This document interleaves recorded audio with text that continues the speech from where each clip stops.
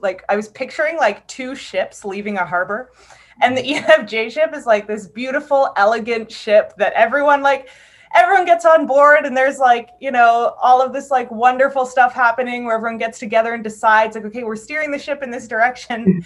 And the ENFP ship, it's like a pirate ship where it's like you just get on board and it's like, okay, we're going in search of treasure, but we don't really, we have some ideas of where the treasure is and we're just going to kind of go look. But if something more interesting happens along the way, we're going to reevaluate constantly. Whereas like, I just see the ENFJ ship as like just steering. So like there's someone like at the front of the ship with their compass, always like moving in a certain direction and checking in to make sure like this still works. And the ENFP ship is kind of like, okay, we have 5 different places that sound cool. Like let's go explore as many of them as we can. And then if we have a better idea along the way, we're gonna go with that. And then once we get to the first treasure site, we're gonna be like, okay, what are we working with? And let's set the next route. But it's not as directed.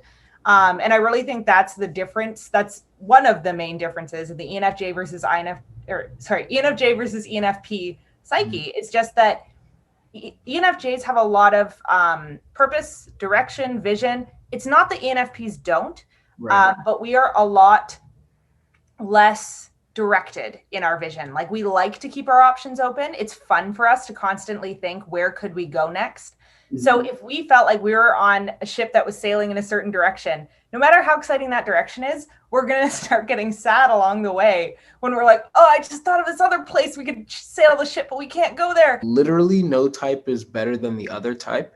And that's not just with ENFP or ENFJ, but like for all types, like they're just different. So that pirate ship is just different, but like, it depends on what your flavor is. Like, do you want to be on the one that's like, more, we have like kind of like one vision and we're going toward this. And then for us, I think, which is a difference, like where the J and the P could get mixed up a little bit, is that we have a little bit of leniency toward the ENFP, where it's like, we have this destination that we want to arrive at, and on our way to that destination with that compass, the fun of it, I guess, is that we can enjoy other things that may pop up along the way, but only if those things can like kind of like get us right back to that same vision point.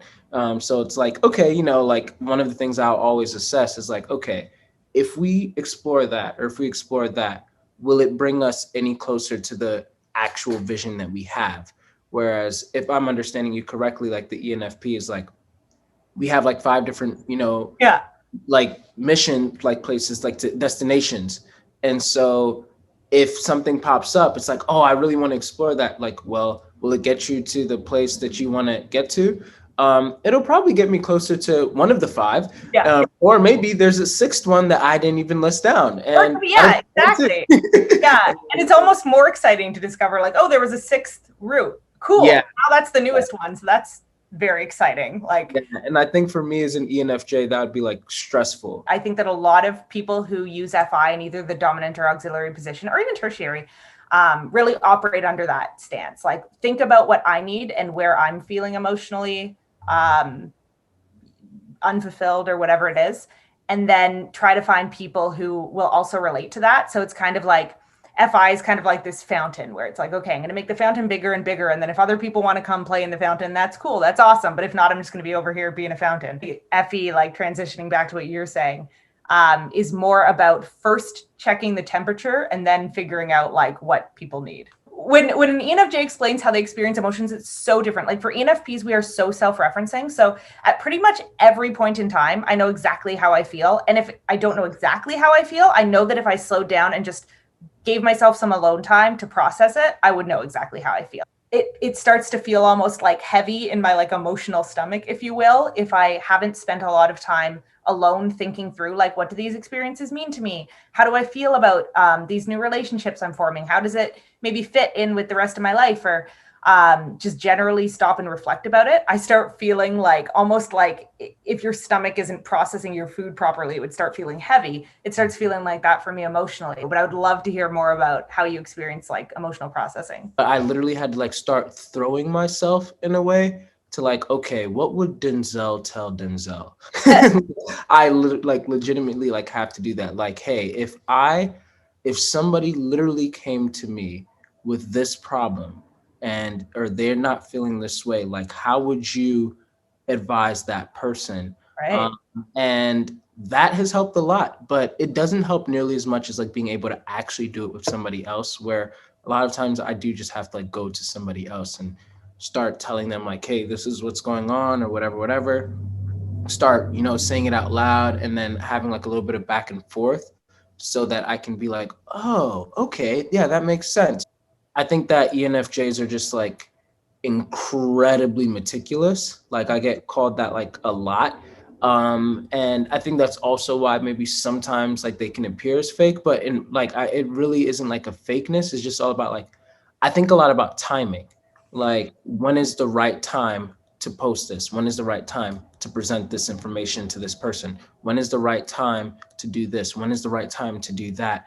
And so with the same thing, like with drafts, it's like, okay, kind of like you said, like I had this thought, whoa, but then I'm like reading the room. It's like, is this the right time to tweet that? And then TI is like, have you fact checked this? Like, Yeah. no, what if you tweet this and then it's actually wrong? And then all of a sudden this INTP points like pokes holes in it. Now your FE is like, oh no, my credibility, which is I think is very interesting because one time you talked about how NESI, at least from how I was understanding it, it doesn't really look necessarily at like timing because NE, the way I'm envisioning it is like there's portals everywhere, endless portals, like there's always opportunity. There's opportunity everywhere that you look. Just jump here, just jump here.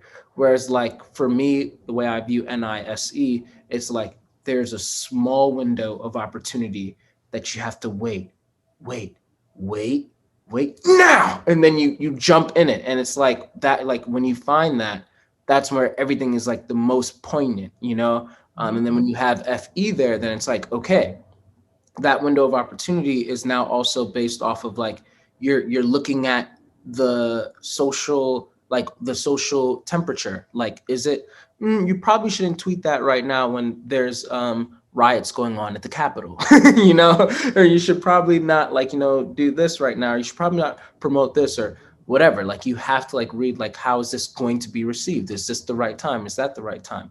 Oh, this is the perfect time. You have to do this on that day or else you've missed your opportunity almost forever. So there have been a few instances I can think of in my life, and I really mean maybe like two, where I think, oh, the timing wasn't right for this. And I and feel then like the INFJs listening are probably like, ugh. and he considers all the possibilities, but doesn't put a lot of thought into. They can put thought into it, but they don't put as much thought into which one's most likely. I think that's less true for ENTPs and INTPs because they have TI, which is like all about calculating probability and likelihood. But especially for ENFPs and INFPs, we think of everything that could happen, but we're not very concerned with figuring out which one is most likely because we're like, well, we'll find out when we see what happens. SI gives you that anchoring. FI gives you that story in your head about it, where it's almost like you're watching a movie all the time. And I think that that's a part of the ENFP's life that I never see talked about or like very rarely see talked about, but it's so core to our identities. That's beautiful. Like yeah, that shows so much of how ENFPs operate, and I don't relate to that. But if you are sitting at the bottom of a well, it's like FI is going to be the function that crawls down and like sits with you and is like, I'm here with you. We're experiencing this together. I remember another time I was in a dark well, and there's just a lot of like empathizing for what you're feeling versus FE is going to be the one who like throws a ladder down and is like, I will help you out of the well.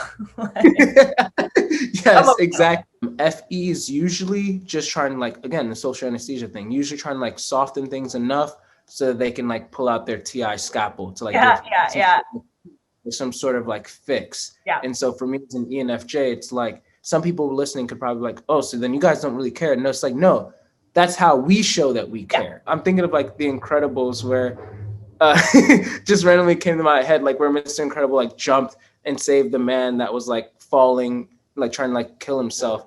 And he was like, "Hey, I saved your life," because the man sued him. And so he's like, Mr. Right. Incredible was like, "Hey, I saved your life," and then the guy's like, "No, you didn't. You ruined my death." And it's like, well, no, like in our head, it's like that was me demonstrating that I love you. Where it's like for FI, it's like I'm showing you that I love you by sitting here, period.